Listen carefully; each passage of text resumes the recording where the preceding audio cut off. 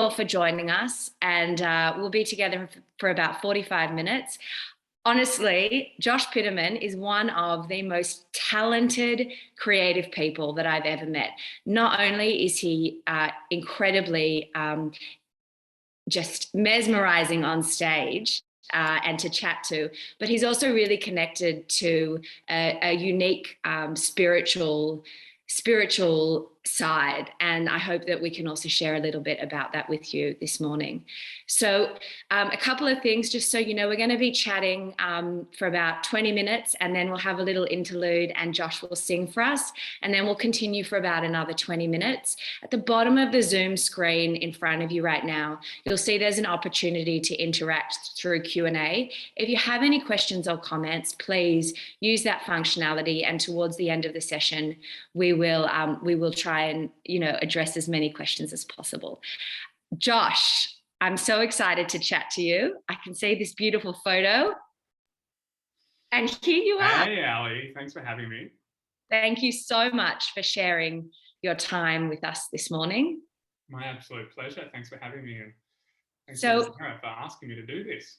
And everyone has been so excited to hear a little bit more about your journey. Let me just start by asking you, where are you joining us from? I am joining you from Bondi Junction. Okay, so Sydney. So Sydney, yeah. So I'm Melbourne born, but I moved up in June to start the whole Phantom proceedings here at the Opera House. There was a bunch of publicity that I had to do, and media calls and wardrobe fittings and all that sort of stuff. And so me and my partner Lottie came up here early, and then 3-4 days before rehearsals kicked off. About 4 days before rehearsals kicked off, we got told that it's not going to happen. I'm just moving closer to ensure that you guys can hear me. Can you hear me all right? Yeah, we can hear you. I'm seeing the crash in front of me, all the anticipation, the build up to Phantom, and then. Really tough, very heartbreaking. And for me, it's the second time it's happened, because obviously doing it in London, I was playing the role until COVID hit. So it's been a bit of a double whammy. And there's a deep sort of sadness and heartbreak that comes with that. But I do also, I'm an innately quite a positive person, and I do see I see the light at the end of the tunnel. But a fan of the whole arts industry, and I think next year is going to be a lot better for it. Yeah. So, I just am acknowledging, the sadness, the heartbreak about, having something you're so passionate about, so excited for, just be postponed. And that everybody that's actually listening and watching right now has for sure had simchas, celebrations, things that they have really been looking forward to and anticipating that has just been either cancelled or postponed. Yours obviously being on the stage at the Sydney Opera House in front of thousands, tens of thousands of people. I mean, magnitudinal. Before we go there, though, I want to introduce everybody to a little bit more about, who you are and your background. So tell us a little bit about your story, Josh. Yeah, this is going to be a really long answer. Prepare yourself. I'm Melbourne born, and born to quite amazing parents, Hannah and Leon Piterman, who are they're first generation. I guess I'm first generation Australian, because they came over here after the war. My mum and dad, and their parents, especially my dad's parents, were in concentration camps. My mum's mum was on the death march, and a couple of days in made a runner for a barn with another girl, and escaped. Would have been wouldn't be telling you this story. Yeah, right. So they have a really intensely Jewish upbringing with a lot of that pain and trauma that comes with that. And I think with that, my parents were such hard workers, not just to give themselves every opportunity to not have the lives that their parents had to suffer through, but to ensure that me and my older sister, Lara, were afforded every possible opportunity. And it's funny that my sister and I both found our way into the arts in different ways, because I think when you are afforded opportunity to thrive in whatever it is that you want to, that innate creative part of us is explored. So let me just ask you on that. I'm sure we've got so many parents on this session right now, and hearing you talk about how your parents instilled that freedom and that ability to explore whatever you were passionate about gets me really excited. I've got young kids, and that's exactly what I want to instill in them. So for anybody, including me and others on this call, what's the advice you can give us to really allowing our kids to follow their passion? What was it that your parents gave you, if you could distill it?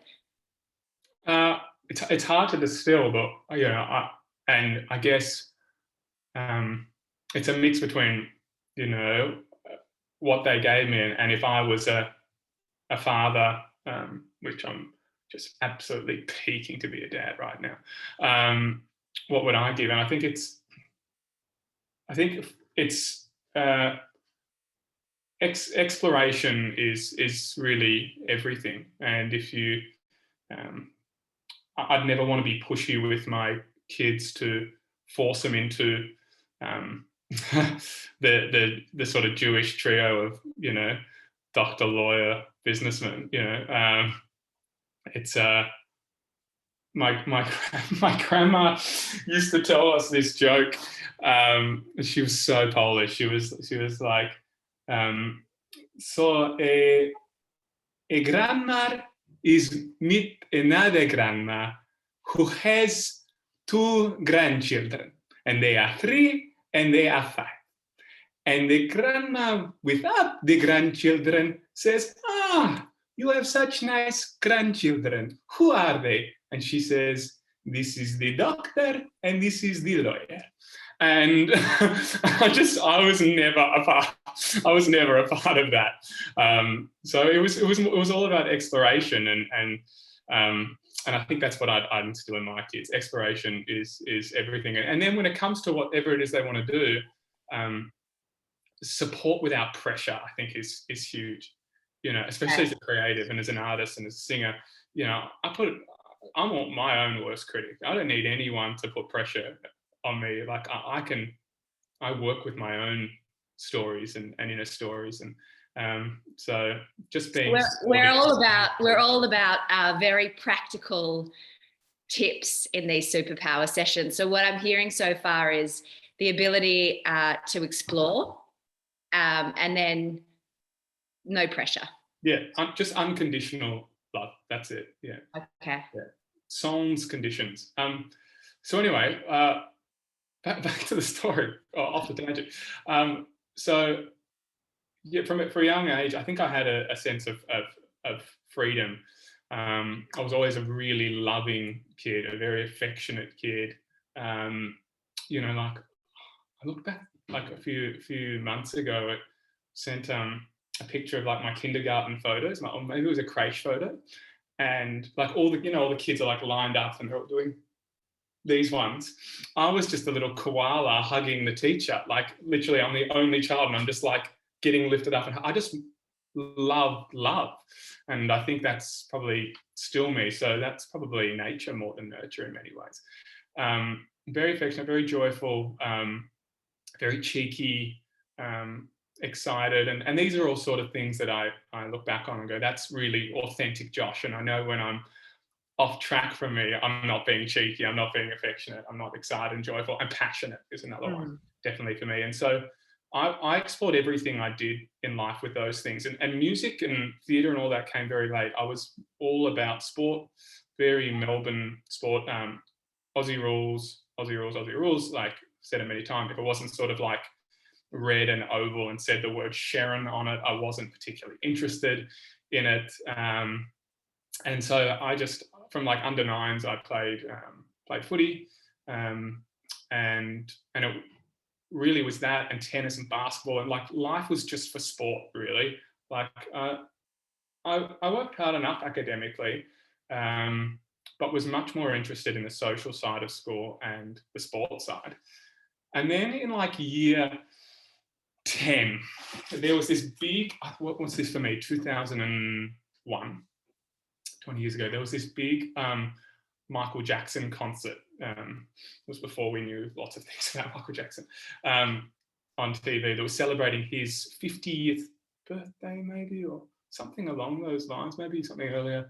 But it was a big concert with him and the Jackson 5 and all special guests. And I just was mesmerised by the moonwalk. I was totally mesmerised by the moonwalk. And like most things in my life, I picked up a tennis racket properly at age 15 and was playing first tennis at age 16.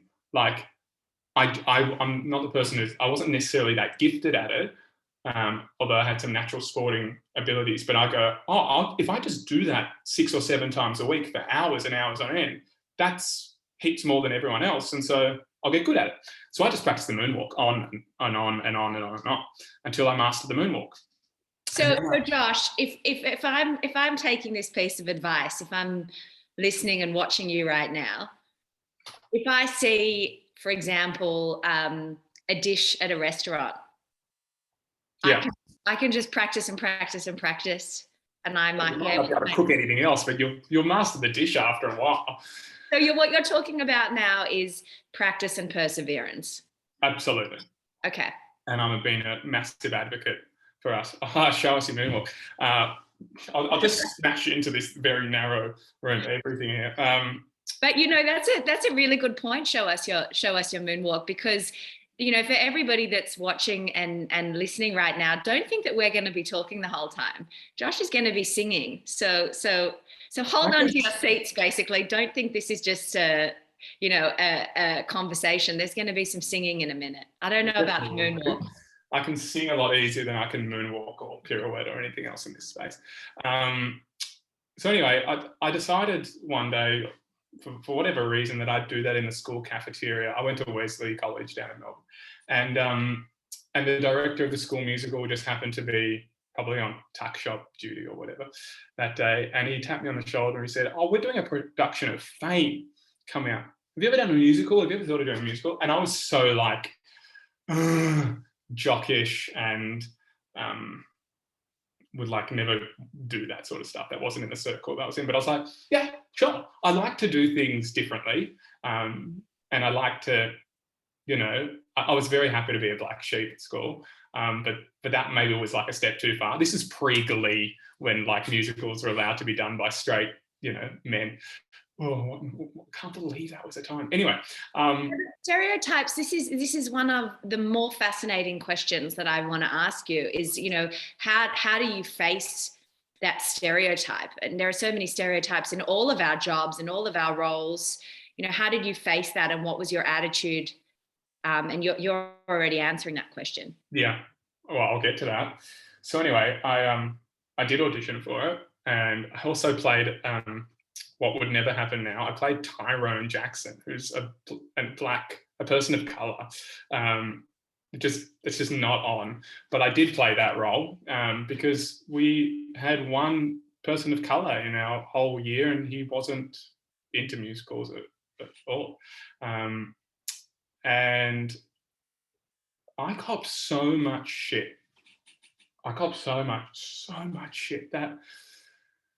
The poofter stuff, the gay stuff, it was relentless how much stuff I copped, to a point where I actually went out for lunch one day with a whole bunch of mates, and just like half came out. I just said, "Hey guys, I think I'm bisexual." And they said, "Oh, really?" And it wasn't that I was attracted to men. I hadn't even been with a man. I just thought it might help them get off my back, like it might trigger some empathy within someone. Anyway. I mean, that's like, thank you for being so honest. By the way, everyone, Josh and I have had a few conversations about this session, but everything that you're hearing is straight from the heart. We haven't queued up any of this. We haven't spoken about this. So I'm hearing this for the first time. I did mention this to Dan the other week, your hubby, when we went on a walk together. So yeah, that was really hard, but I think that something clicked within me that was like, screw them, screw anyone. I'm doing what I love. This is my truth. I love this time. And what I gained. What was that? Sorry that I'm just trying to distill it. I'm going to get there. What was that? When you say screw them. It was that I love this world. And, in a footy team, you have that sense of community. There can be like a bit of a bravado with it, but in that musical theatre world, it was men and women, straight, gay, all the in-betweens, all the different people at school. A lot of people who weren't in the cool group or the jock group. They were all of the outsiders, and they were all coming together. And I just freaking loved that. And I loved being a part of a company and that community. And I just had the best time ever. So this was year 11. And then when year 12 came about, I quit chemistry. I thought I was going to do physiotherapy or something in sports, because I wasn't going to be a sportsman. And I quit chemistry, and I started doing theatre studies. Halfway through year 12, I told the maths teacher at back turf, which was the soccer pitch. I walked past, I forget her name now, but I was like, hey, I'm not coming to maths today. And I'm also not coming for the rest of the year. I'm just going to use this time to work on my singing voice. So if you need me, I'll be in the music school and I'll be in this studio. I booked it out, and I'm just going to be practicing my show tunes because I want to go to Whopper or Ballarat was the course that I ended up getting into. And I don't really see, I think I said to her, I don't really see how like Pythagoras is going to help that. I was like, really like, and so that's what I did.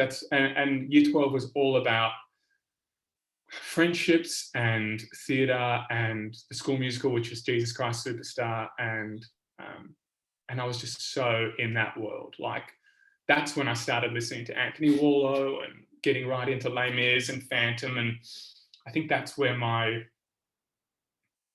first sort of that ember just sparked. And it was like, how freaking cool would it be to play the Phantom in the Phantom of the Opera? And it started. You had that. Oh yeah. Look back and call it a premonition, but at the time, a dream. Yeah, like the manifestation began then. Okay, and you just used a word that I'm going to ask you to define for everyone. What do you mean by manifestation? To put something out to the big old universe and say, this, for me, this is what I want to bring into my life. Okay. And I wasn't aware until maybe when I was 22 and read The Secret or something. That was my first self-help book, that and The Power of Now. How I'd been doing that for my whole life. Because if I backtrack to under 10s or under 11s footy, I dreamt so many times about kicking the winning goal and how it would happen. And it would be like a dribble snap that was like, it's like one of these like outrageous kicks or an after the siren, and it happened. And I manifested that I'd be in the first tennis team within 18 months, and it happened. And the thing about manifestation, it isn't like, give me $1 million. Like, it does require discipline, hard work, laser focus, And what I've learned over the years is that you can want anything in the world. It doesn't actually give you any joy if the why isn't even more valuable than the what. But that took me another 10 years to work out. But anyway, we'll get there. So, yeah. I mean, I feel like we're going to need a sequel to this superpower session, because we haven't even gotten to uni yet, and we're. I know. Sorry. So anyway, Josh, let me ask you something. So I've got this book here for anyone that has read it, Thinking Fast and Slow. Actually, for anyone that hasn't read it, Daniel Kahneman, a fabulous Jewish psychologist, scholar, Nobel Prize winner. And I just want to read you something, because you're talking about manifestation, and I want to ask you your thoughts on this. He says, a recurrent theme of this book is that luck plays a large role in every story of success. It is almost always easy to identify a small change in the story that would have turned a remarkable achievement into a mediocre outcome. Yeah, I agree with that. Discuss. Yeah.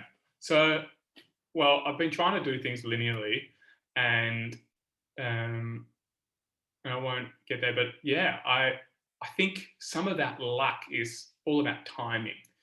Okay. So, for example, after uni, which was, I had the best freaking time ever at uni, and once again just worked harder than everyone because I started this whole music theatre thing late. When I got there, I realised I was the worst person there and had to work my ass off, but did. And after my first professional job was at Tokyo Disney for a year, and during that I knew that I just loved crossover music so much. I loved Bocelli and I loved Josh Groban, and I was really following Aussie group at that time called the 10 Tenors. And I saw on their website, it said something like, if you think you've got what it takes to be one of the 10 tenors, send an email to blah, blah, blah. And so I was just like, okay, I'll do it, like, what's there to lose? So I did, and I attached a version of me singing Maria from West Side Story. And they got back to me like immediately and said they don't have anything available yet. But then a couple of months later they did. And then next minute I was on the road as one of the 10 tenors. If I didn't just go for it, I would never have had that opportunity. And so I'd been thinking about the 10 tenors for a long time, maybe for like, not like a long time, like a year, like that I would love to be able to be in a group like that. And sometimes it's like, you just got to summon up the courage to create the luck. They could have turned around and said, oh, no, there's no vacancies in this group forever or for another 2 years or whatever. And life would have turned out a different way. But it worked amazingly. And I had a great couple of years with those guys. Funnily enough, before I decided that I knew I had to quit the group in order to audition for West Side Story. Right. So yeah. Are we going to hear a verse of Maria or a little bit of West Side Story from you now? There's a place for us somewhere, a place for us, peace and quiet and open air, wait for us somewhere. Probably a fitting song for us now. So that was like, that was sort of the journey. Like that, from 10 tenors, I went to West Side Story. I did a great show with the MTC called the Drowsy Chaperone, and I was sort of going show to show, Kismet with a production company down in Melbourne. Then I went over to the UK and gave that a crack. And in this time, I was still with my partner at the time, Hayley, and we got together before she started uni, but I was in first year uni. And a lot of this was putting a lot of strain on our relationship, me going away and traveling and coming back and this and that. And then I went to the UK and for many reasons, she didn't want to come. I did hairspray over there, and came 2013. And my dad, I was over there. My dad got diagnosed with cancer, and I felt extremely burnt out from manifesting and wanting and winning and not having a why, just really wanting to, I guess, climb the ladder and be validated. That was really it. And I remember seeing a psych. I was in Dublin at the time in the UK tour, and he said, "You need to get back home and see your dad. I'll write the letter." And so I quit the contract, saw my dad, and I just had to stop performing for a while. And so I took about 18 months off and changed professions, and started doing some personal training, and started a bit of a fitness business. And like all things, I did it with this way that I had to win at it and succeed at it, and it blew up. And it was like, but I mean, the energies just changed so dramatically. Yeah. Because I'm going into the some of the darker shit. But I just missed performing so much, and then I just felt like my relationship's not working. I'm not doing what I love. I didn't have the courage or the too much ego and pride to confront my partner on what we're going through there, to live my authentic self. And I just started getting so much anxiety and so many panic attacks, and really really intense ones, Allie, like very violent, not at anyone, but like I had to get something out of me, so it was like a punch of the wall or the floor, or I'd vomit, or it was a lot. And I'm sure lots of people watching have had anxiety attacks or panic attacks and know how intense and overwhelming they can be, because you feel like you've lost control of yourself, and that, it's like a monster in you, like taking over you. And so I got this call from a producer saying, "Hey, we've just done a production of Blood Brothers in," and no, I won't sing anything from Blood Brothers because God knows I don't really remember any songs from it. But we did a production of Blood Brothers in Sydney, and we're bringing it down to Melbourne, and our guy who was playing the role of Eddie can't do the role, and would you like to audition for it? And I'm like, I'm sort of stepped out of musicals. It's like, look, it's local. I know your fitness business is in St Kilda. It's at the Alex Theatre in St Kilda. It's a short run. It's only a couple of weeks. I think you'd be really right for this role. Why don't you just put down a tape for us and just see how it goes? And I was like, I'm missing theatre so much. This doesn't seem like such a, like it's going to take up a lot of my time. Like it's going to affect my relationship. Anyway, so I auditioned for it, and like an hour later, he's like, "You got the role." I'm like, "Okay, well, obviously no one else auditioned for this, and you just wanted me to." And I just had the best time. I had so much fun. It was like going back to high school.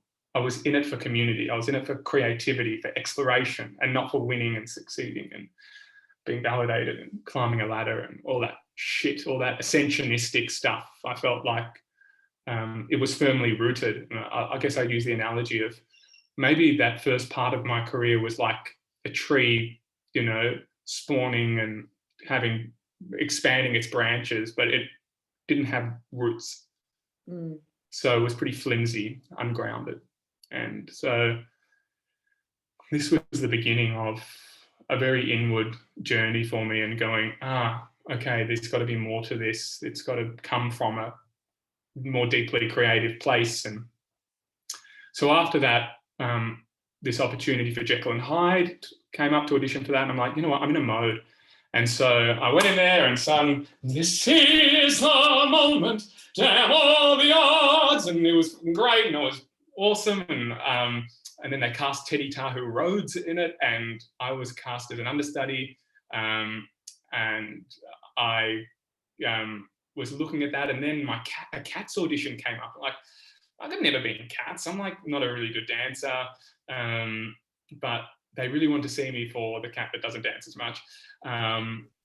and that's not Grisabella. I do have to sing a cat song. Midnight, not a sound from the pavement.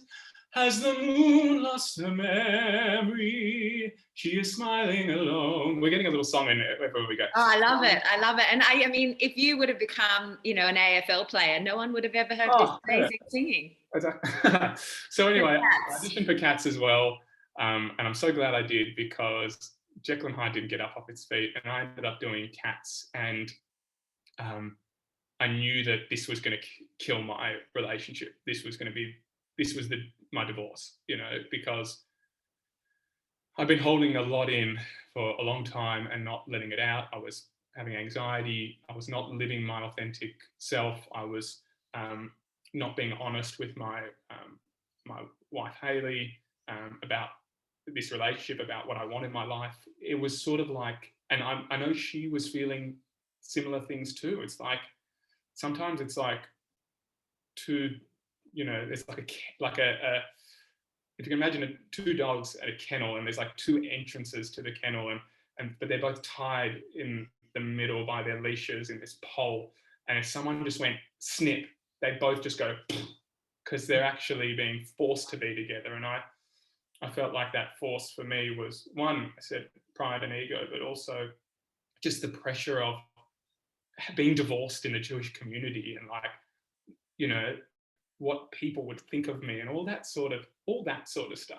That stuff that is totally out of my control, and ultimately, I now give many less shits about what people think of me, because I can't control that. And maybe the key to enlightenment is when you get to a point where you don't give a shit what anyone thinks of you. You don't care at all, but you can love everyone unconditionally. That would be an amazing point to be able to get to. So what you're talking about now is, I think, something that many of us experience at some point in our lives. And for all of the joys and the blessings of the Jewish community, there are certain expectations, and when we challenge those expectations, there's a pressure, and that's what you're describing. It can be a pretty bitchy community at times. As I said to you, Josh, I was watching Big Fat Greek Wedding last night. Oh. All of these beautiful ethnic communities where family is the center and community is the center. It's essentially the opposite to that sort of individualism that so many cultures promote now. In ethnic communities, we are about each other. And unfortunately and fortunately, in a lot of ways, that means that we have expectations. Absolutely. Sometimes fairly and sometimes unfairly. Absolutely. And conformity becomes the norm, and to step outside of what is conformed to can be frowned upon. Or people just want goss. Yeah. And if you really care really, really deeply about what people are thinking of you, and another's perception is it can affect your self-worth, or one's self-worth, you're stuffed. You really are, and that's how I was feeling. Yeah. And so, but once I finally summoned the courage for us to part ways, and realizing that I think Hayley wanted that as well. I felt a lot of freedom, but equally, I had to go inwards, and was like, okay, this isn't your fault that we're still here, and this isn't entirely my fault, but this is both of our faults, and every relationship is some level of 50-50 situation. So what's going on with me? I can't control what's going on with you, but what's going on with me? And so can I just say to you, Josh, on that point, for everybody that is on part of this session, I think this is a really relevant point around what we're all experiencing at the moment. It's not all our responsibility, whatever we're going through. It's not all somebody else's. But if we can all spend a little bit more attention focusing on the things that we can actually control, as opposed to spending our energy, for example, in the situation you're talking about with your ex-wife, on the things that you have no control over, because it's energy not very well spent. 100%. And so that inward journey for me had sparked a bit through creativity, as I said, but I need to do some deep work and, some composting, as I call it, or like tilling of the soil, and like see what's underneath there and get it up. And some of that was through seeing a psych, but a lot of it came from meditation.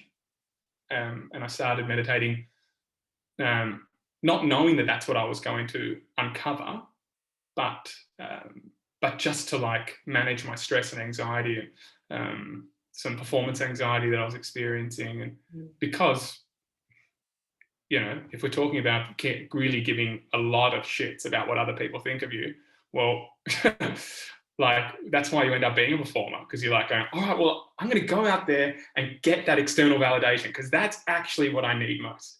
It might not be from the people who I'm seeking it from in my conscious mind, but subconsciously, that's what a part of what I'm doing. So basically, the last 5-6 years has been a huge internal, inward journey that's deeply affected my outside world and how I view the outside world and how I feel I can be of service and of greater love to the outside world. It's brought so much beauty into my world, with opportunity in terms of career and relationships. That time, this last 6 years since we got divorced, has been the most prolific in my career, with a great album and beautiful The Carole King musical, and having opportunities to sing much more on television, and them landing me opportunities to play Phantom in London, and all of that. But all of that self-growth has meant that in the moments that really count of pressure, I feel comfortable and grounded and rooted in my own self to explore my full potential in a really deeply defining moment. And now being in a new relationship for the last 3 years, the honesty is at the forefront.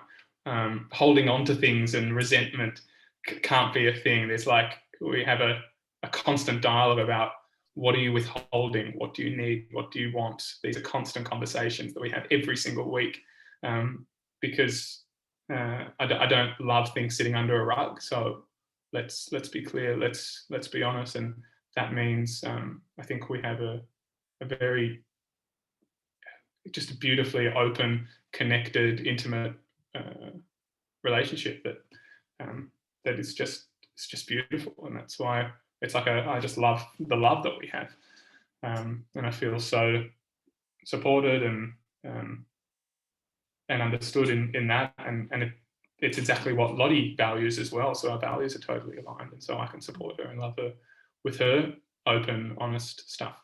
Yeah. Through the shit that we've dealt with for the last 18 months, and through all the good stuff too. Yeah. It's so interesting to hear, and thank you for sharing some of the internal workings of your relationship as well. I'm particularly interested when you say that you're honest, you have an open and honest dialogue with each other, because what strikes me is that actually what enables you to do that is that you have an open and honest dialogue with yourself first and foremost. Absolutely. So, and sometimes that's yuck. Sometimes that's really muddy, and I know that we all deal with them if we go there. But it's muddy and brave. It's yuck and courageous. It's like, but it's, for me, it's just a real lotus flower analogy, which is, that a lotus flower is always born out of the mud. So much beauty is born from that, and that's why that optimist I talked about, that positive person I talked about at the start, is still like that about this world. I think where I feel like we have an opportunity to create a huge collective lotus flower with the mud and yuck that we're all dealing with at the moment. So if we were to take that that idea that you're talking about, what are some of the questions that everybody in this session can reflect on and ask themselves? What are some of the questions you think? Yeah. Am I living my authentic self? If I'm not doing, in terms of my career, in terms of busyness, in terms of life, who am I? Who am I beyond the things that I do? Mm. Beyond the things that I do, what is my purpose? How do I serve this world? There's Everyone's writing. I hope everyone's a writing these few. down, by the way. There's a few. And a lot of this stuff is stuff that I've been doing over the last, however many years. Some of this stuff is things that I work with mindset coach, a guy called Ben Crow, who's in the news a lot recently because he works as Ash Barty's mindset coach, and so Ben's pretty brilliant. He works with a lot of athletes over the years and corporate people, but I think I'm his gateway into the arts. He doesn't know what he's in for. So look, that's sort of where my journey is. I mean, I've got so many questions. I'm just conscious of the time, and also. Oh my God, I haven't even sung bloody Music of the Night yet. I know. So I want to let everybody know we're going to answer a couple of questions there in the chat box, and then I've got one more question for Josh, and then hopefully we can finish the session off, Josh, with a song.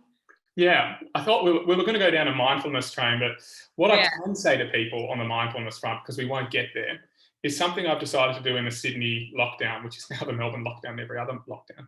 5 o'clock every Sunday, which is tonight, I run a free guided meditation.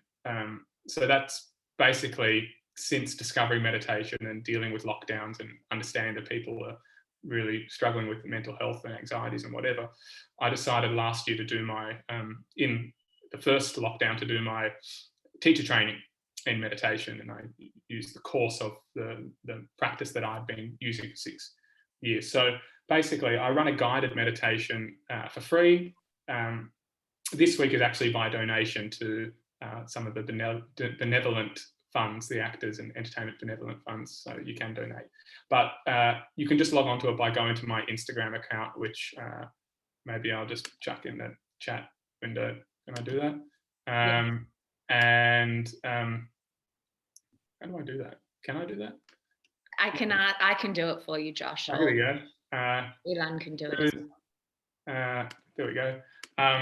And it's a 20-minute guided meditation. The link is in my bio, and we can do a meditation then. So we'll save that for then, and we'll sing this time.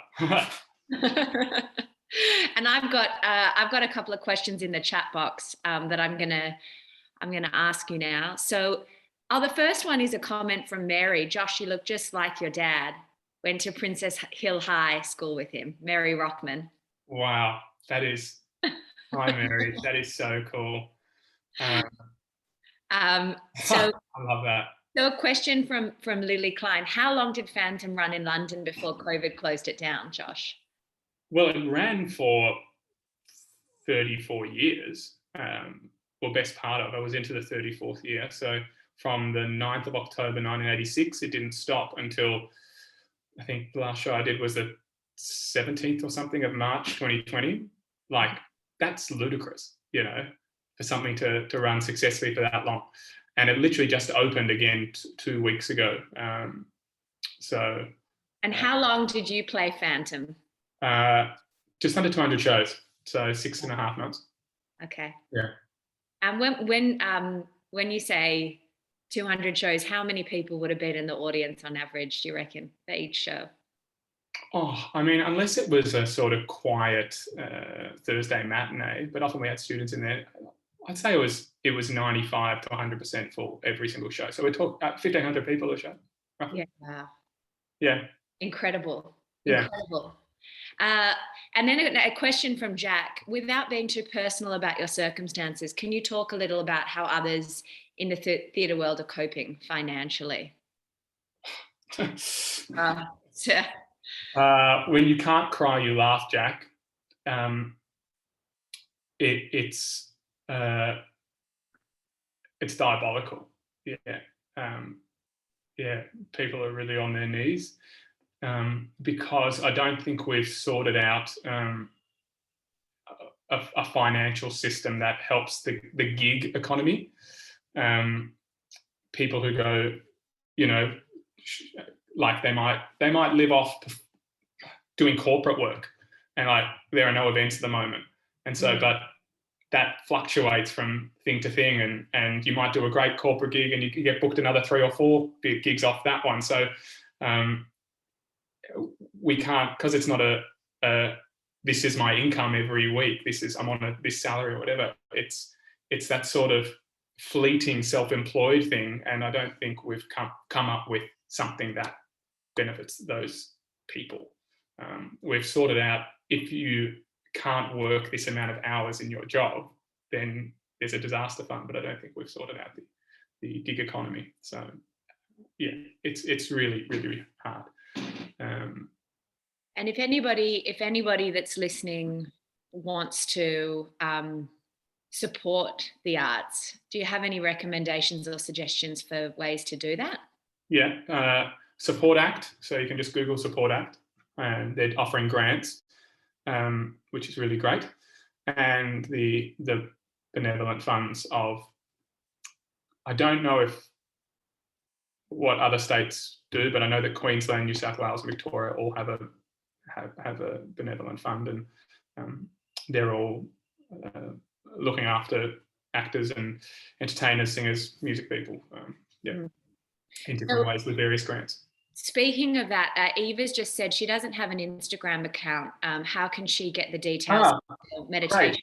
Great. I'm sure there's people who don't have Instagram. Of course. Of course. You can just do this.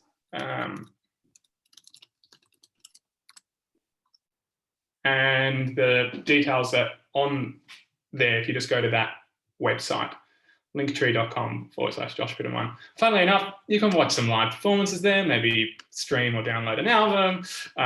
There's all sorts of stuff there. You're absolutely right. There are so many ways we can support artists by actually listening to their music online. Many artists' websites have their own platforms where you can buy things from them, merchandise. You can actually access music, pay for music, donate. It's just about finding the artists that you like in a lot of ways, and putting the time in to actually go onto their website and see how you can support them direct. Yeah. Okay, two more questions. We're going to fly through these ones. From Debbie, how old were you when you realised you had such a wonderful singing voice? A question no one will ever ask me, by the way. I want to hear you sing, Allie. Well. I don't know. I think it sort of happened in stages. Certainly when I started out, it was deplorable. I just really loved doing it. And yeah, I think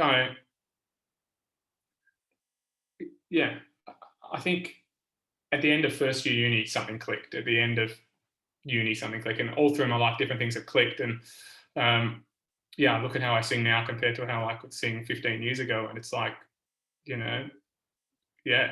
it's like I didn't have a forehand, and now I can do all the ground strokes and maybe serve and volley too. So it's just a lot of hard work and time and practice and diligence and love and exploration. And then that's the sort of what I would call like the ordinary world stuff.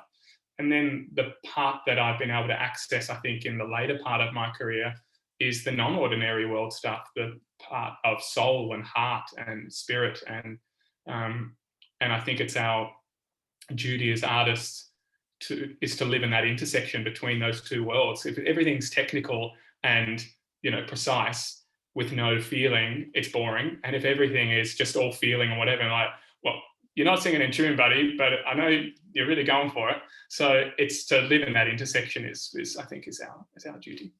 Yeah, thank you, Josh, for sharing. And our last question, from one supremely talented artist to another, Ilan asks, Josh, how do you find the real in musicals? The characters and storylines seem so over the top.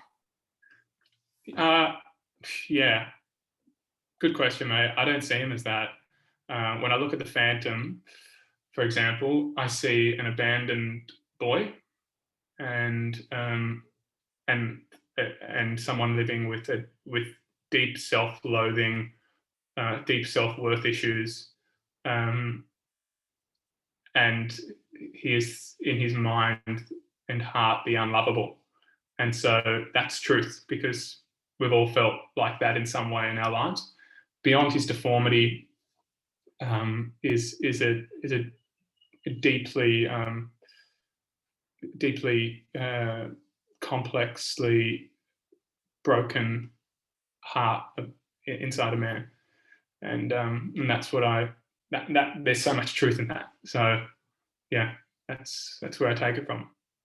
Yeah, I don't think things have to be absolutely the way we see it, in our ordinary lives to connect with a character as sort of, for want of a better word, over the top as the Phantom. So it's a great segue. Night time sharpens, heightens each sensation. Darkness stirs and wakes imagination. Silently the senses abandon their defenses. Slowly, gently, night unfurls its splendor. Grasp it, sense it, tremulous and tender. Turn your face away from the garish light of day. Turn your thoughts away from cold and feeling night, and listen to the music of the night. Can I go on? Sure. Let your mind start a journey through a strange new world. Leave all thoughts of the world you knew before. Let your soul take you where you long to be.